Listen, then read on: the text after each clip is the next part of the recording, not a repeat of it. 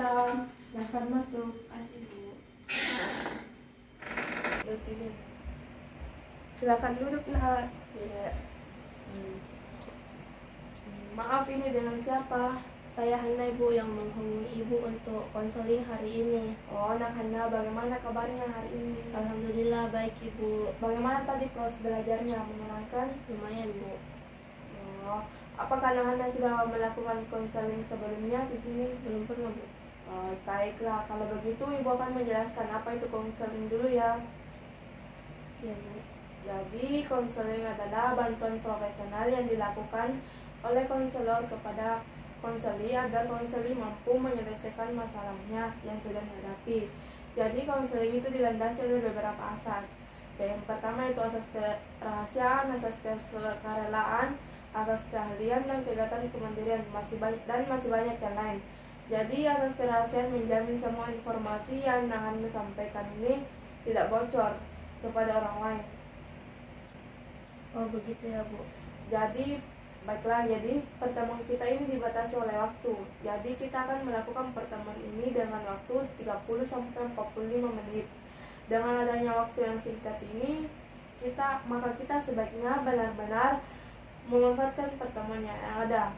Nah, jika masalah ini belum selesai di pertemuan pertama, kita akan melanjutkan ke pertemuan selanjutnya. Baik Bu. Nah, baiklah, kita sudah menyepakati waktu. Nah, sekarang menyepakati waktu dalam proses konseling. Nah, sekarang coba Nakana ceritakan masalah apa yang sedang dihadapi. Saya sedih Bu, akhir-akhir ini saya sering dimarahi oleh guru-guru yang di kelas. Sering dimarahi, kenapa? Mungkin saya tidak mengerjakan tugas Ibu. Coba kamu ceritakan hal apa yang membuat kamu tidak mengerjakan tugas. Saya bosan Bu belajar, mulai dari jam 7 pagi sudah harus berangkat ke sekolah, pulang sekolah harus les lagi, habis les harus kerja lagi PR sampai larut malam. Oh, jadi kamu bosan dengan kegiatanmu yang itu saja? Iya Bu, saya bosan, jadi saya memilih untuk tidur. Saya tidak mau memaksakan diri saya, jadi saya tidur. Saat kamu tidur lebih awal, apakah kamu bangun tengah malam atau bangun subuh untuk mengerjakan tugas? Tidak Ibu, saya bangun seperti biasanya. Oh, jadi ketika kamu tidur lebih awal dan bangun seperti biasanya, kamu tidak mengerjakan tugas? Iya Bu, saya sadar apa yang saya lakukan ini tidak tepat, tapi itu membuat saya merasa nyaman. Saya sadar saya seharusnya belajar dengan giat karena minggu depan sudah harus ujian. Oh, kamu mengatakan kamu harus giat belajar untuk menghadapi ujian yang kamu merasa nyaman tidur lebih awal dan tidak mengerjakan tugas. Iya Bu, saya bingung saya harus bagaimana. Saya takut gagal ujian. Lalu, saya butuh motivasi supaya rajin belajar Bu. oh, kamu butuh motivasi untuk belajar karena kamu takut akan gagal dalam ujian. Iya Bu, kalau begini terus saya akan gagal dalam ujian. Jadi kamu merasa tertekan menghadapi ujian. Iya Bu, saya takut gagal Ibu. Kalau saya gagal, orang tua saya pasti kecewa dan marah, dan teman-teman saya akan menjauhi saya. Ibu mengerti perasaanmu. Berdasarkan ceritamu, mulai bosan belajar karena jadwalmu yang padat dan kamu merasa gagal dalam ujian. Iya Bu. Ibu paham dengan apa yang kamu alami sekarang. Pada dasarnya kita memang akan mudah bosan ketika menjalani aktivitas yang itu saja. Apalagi umur kamu yang sekarang. Sekarang ini suka mencoba dengan hal-hal yang baru. Iya juga sih Bu. Nah, sekarang coba kamu pikirkan hal apa yang membuat kamu semangat.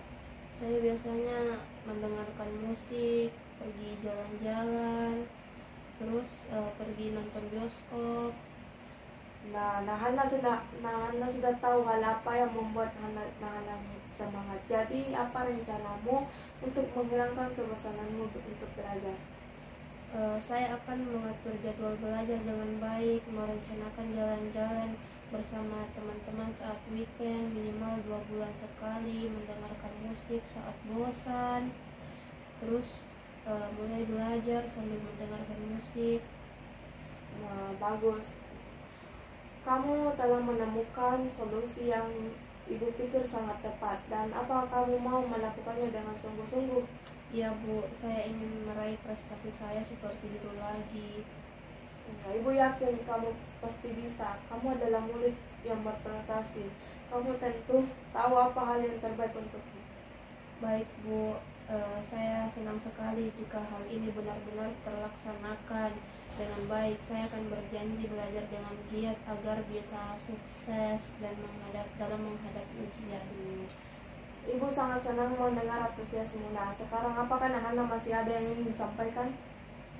Saya merasa saat ini sudah cukup Ibu.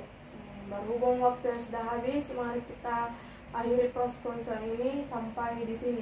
Sebelumnya mari kita simpulkan dari pembicaraan ini. Di awal Nahana katakan bahwa prestasi Nahana menurun. Semua ini akibat karena Nahana merasa jenuh dengan jadwal belajar yang padat dan tidak memiliki semangat belajar. Dan kemudian dalam mengatasi masalah tersebut, Nahana berencana mengatur waktu belajar, meluangkan waktu jalan-jalan dengan teman satu weekend sesekali, mendengarkan musik ketika Nahana bosan belajar. Bagaimana Nahana?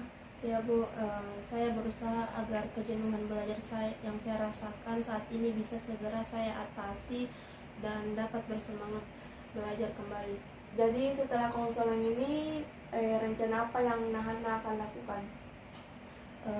Saya akan memulai dengan mengatur waktu saya, meluangkan waktu jalan-jalan saat weekend bersama teman-teman, dan agar tidak bosan belajar, saya akan mendengarkan musik. Nah, bagus, semoga kamu bisa sungguh-sungguh menjalankan rencana yang telah kamu buat. Kalau begitu sesi konseling kita kali ini sudah berakhir, dan Anda jangan sungkan lagi untuk datang ke Ibu untuk saat memiliki kesulitan. Baik Ibu, terima kasih banyak atas apa yang telah Ibu sampaikan. Saya merasa sangat senang dan lega sekali. Sekarang saya sudah harus tahu apa yang saya lakukan. Kalau begitu saya